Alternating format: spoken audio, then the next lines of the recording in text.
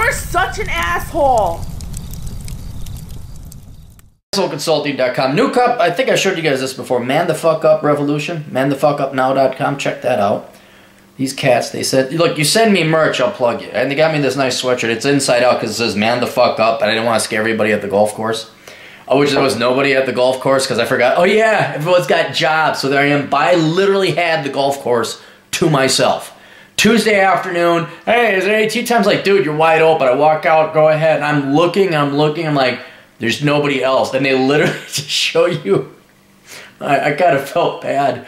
Like they just left like a little gate open for me to leave. I was like, oh, I guess no one's going to golf because it's not perfect weather.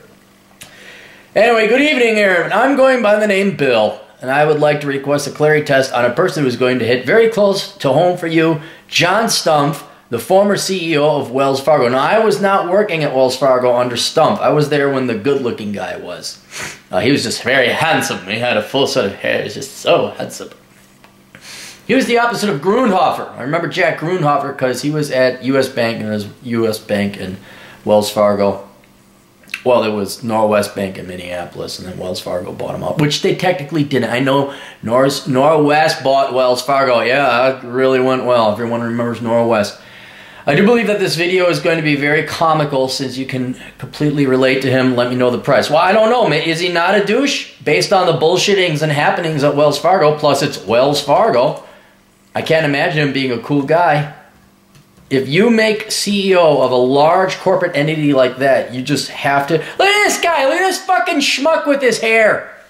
Hey! I don't know John Stumpf personally. I don't. And you take out all the stuff that happened under Wells Fargo with him and Wells Fargo being scumbag. He is the epitome of punchable face. He does... Look, I changed oil. I don't know if you can see it. I washed my hands a little bit. I got a little bit of oil. Because I changed oil today. He doesn't even know what oil is. All right, let's pull up his...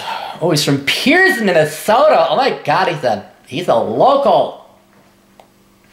John Gerard Stumpf is an American business executive and retail banker. He's a former chairman and chief executive officer of Wells Fargo, one of the big four banks in the United States. He was named CEO in June of 2011. So that's right when the crash was happening. Elected to the board of directors in June 2006. Oh, okay.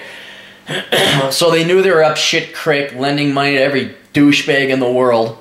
And hey, John, if you had just hired me back in the days, I could have prevented all of that headache for you. But they have, when you go to Wells Fargo or U.S. Bank, they have this machine. It's like these two claws, like the jaws of death, but they stick it in your mouth. Like this, to see if you can open wide enough to suck big penises. And then if you get really big, then you get promoted. I wish I was even joking. I am joking if they don't actually have a machine. But it's not too far away from that. He became chairman in 2010. 2016, he announced his retirement as chairman and CEO effective immediately following a scandal involving customer accounts and subsequent pressure from the public and lawmakers. He's succeeded by Timothy Sloan, who I'm sure has a very nice set of hair. Early life, native to Pierce, Minnesota. That's one of the few towns I don't know where that is. Let me have a sip of my coffee. It's chilly in Vegas. Literally, it's like 50 degrees. It's not that much warmer than in Minnesota. Stumpf grew up as one of more than 11 children on a dairy and poultry farm. Oh, his father was a dairy farmer. His father of German descent, mother of Polish descent. Wikipedia, no one gives a shit. He was raised as a Catholic, shared a bedroom with his brothers until he was married. Wow, okay, so he grew up poor. Okay, so that's good for him. Stumpf graduated from the bottom half of his high school class. Oh, his bad grades combined with his limited family finances result in Stumpf obtaining a job as a bread maker in Pierce Bakery. After years, Stumpf enrolled in St. Cloud State University on a provisional basis. He eventually obtained a job as a repossession agent at First Bank in St. Paul, Minnesota. If you ever go to St. Paul, there's probably the prettiest building, now hands down the prettiest building in St. Paul. Old, evil 1940s, 1930s type of building. It's got a big red one on it. So he's a repo guy. Now, I'm liking this guy more and more. Stumpf earned his bachelor's degree in finance from St. Cloud State University, St. Cloud, and his MBA and emphasis in finance from the Carlson School of Management. Oh, wow. So he went to my school. All right. How old is he? Here, once again, we faced the problem that back when he was, you know, Minnesota was still a territory when he was going to school. And any degree was a good degree. And whereas today, I would, if you were me, my age or younger, and you majored in finance, you get a point because finance is a worthless degree. He also went to an MBA at one of the shittiest schools imaginable, the Carlson School of Management. And trust you me, I know it's shitty because I went there. And their only good professor died tragically of cancer way too early. Anyway, so he has real world working experience. He does come from a humble background. He says, boy, I better get my shit together. Father probably didn't know anything about like engineering versus finance. And so back then you can't give him a point for majoring in finance. Finance back then was a worthwhile degree. Today it is not. So I would get a point, whereas he would not. So he doesn't get a point for that. So came from poverty. Has real world working experience. What else was I going to say? Did not major in something stupid. What is he doing now? Well, as of till very recently, he was working. I mean, so 82, joined Northwestern National Bank, flagship Norwest Corporation, right? They became Wells Fargo.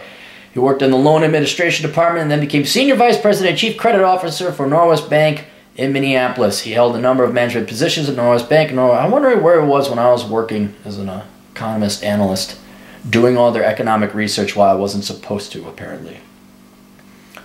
He was named regional president in Arizona, Colorado in 1991. From 94 to 98, he was regional president in North Bay, Texas. Right, so he was down south. Acquisition, mergers, 2008. So he's just mailroom to CEO. All right, so let's apply the test. Did he come from wealth? No. Does he have real-world working experience? Yes, and not banking. It's like he worked at a bakery. He probably put himself through college. Does he have a worthless degree? No. What is he doing now? He's retired, but it's not like he was doing some kind of nonprofit thing. So he gets a perfect score. He gets a perfect score. Ironically, should he run for office? Fuck no. No, you can't work for an organization like Wells Fargo and come out good. You just cannot. You are a program automaton leaning, at minimum, leaning towards evil. And I'm not even joking, like, get the big corporations, man. I am an evil right-wing Republican libertarian, lower the taxes, eliminate the corporate tax rate altogether. But working at U.S. Bank, Wells Fargo, these large corporations, their culture steals all your humanity and your soul. And this isn't just to pick on banking. This is anywhere. I mean, you go talk to Google people, you go talk to Silicon Valley people. Oh, you don't have souls. You have no morality left about you. It's not that you all of a sudden go evil, but you are wiped clean. You are a blank slate. You are the epitome of a human automaton. So this guy should not run for public office. Would I like to have a beer with him? I would have liked to have a beer with him when he was starting out in banking. But then once he got into corporate executive, blah, blah, blah. Even though he's self-made, everything, is one of the few bootstrap millionaires I would not want to have a beer with. Because I guarantee you he had his, look, business degrees and finance people and bankers are not smart. They're not. He is compliant. That is how you get ahead. You comply. You obey. So this person is not someone that I'd have any interest in, intellectually whatsoever. I would not like to have a beer with him, because what am I going to hear? Well, how was it sucking dick to get ahead? Oh, did you do some mergers and M&A? Hey, how about those the three C's? Credit, collateral, and character. Oh, was that great when you just kind of turned a blind eye to like, oh, well, let's just have a sales culture so, again, brainwashy, that we'll just start making up accounts. So, yeah, I don't care. He gets a 4, but sadly, again, the Clarey Test is not perfect. Just because he has, I'm sorry, he gets a 0, perfect score of 0. Just because he has a 0 doesn't mean you're going to be a great person. You always have to look at the context in the background. So, plus he lives in San Francisco. Fuck him. All right, that's it. You guys got questions? Cappy's got answers at assholeconsulting.com. We'll see you guys later. Toodles.